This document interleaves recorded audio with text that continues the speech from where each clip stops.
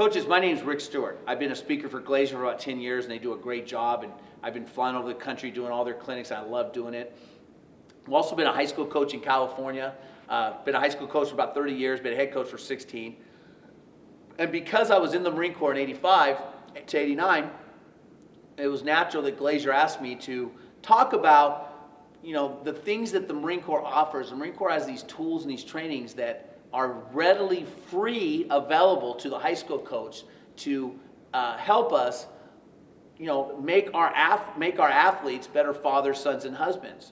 So right now I want to talk about that the Marine Corps, the physical training teaches so much more than just getting in shape. And the Marine Corps has this program. They'll come to your school for a whole day and run all your football players or all your athletes on campus. I think all the athletes should go through it. And you'll run through the training that a guy like me did in boot camp. And it's just really valuable stuff. And obviously, if they come in one day, everybody knows you're not going to get your kids in shape in one day, right? So that's not why you do it. So why do you do it? Why would you go through and do up, downs, and burpees and all these Marine Corps boot camp trainings if really it's only one day and you can't get in shape? The Marine Corps, I guess if you asked them, but they don't just come all the off season every single day and train your athletes.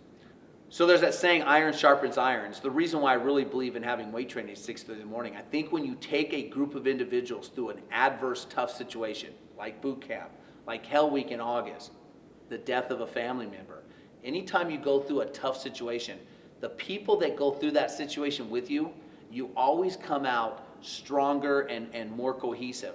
So when the Marine Corps shows up for a day and puts your kids through this really rigorous training, and this isn't like bench press and squats. This is stuff they're not used to doing, okay? Your kids, your players are going to come out stronger than this, okay? And they're going to learn the qualities of being a good teammate, okay? How to be reliable individuals, because when you're doing these trainings, certain kids are going to tap out or they can't keep up, and other kids are going to encourage them and bring them along. So you got this group of team, and they're tire flipping. They're going to do all kinds of thrusting above their head. Obviously, they're going to do push-ups and pull-ups, okay? Your players are starting to learn the value, right? That 11 players, 11 teammates working together as a team is always going to beat 11 athletes working individually, right? And one of the great things the Marine Corps does do, and this physical training part of it, is the Marine Corps is great at building family, right? And you've got to count on, we always say, I want to be able to count on the guy in the foxhole next to me, right? When I'm out there and bullets are whizzing by my head, I got to trust my platoon leader and the guys around me that they all gave their all in their training, and that everybody knows, because out there it's life and death. If one person in my platoon fell asleep during some training session and pushes the wrong button or turns the wrong way or doesn't get information, we're all dead, okay?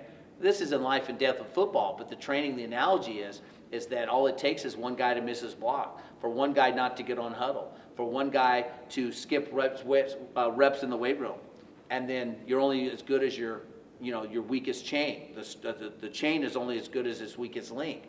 And this training, this rigor, it teaches them that. So it's really obvious that the sport and the military both have a team-first mentality.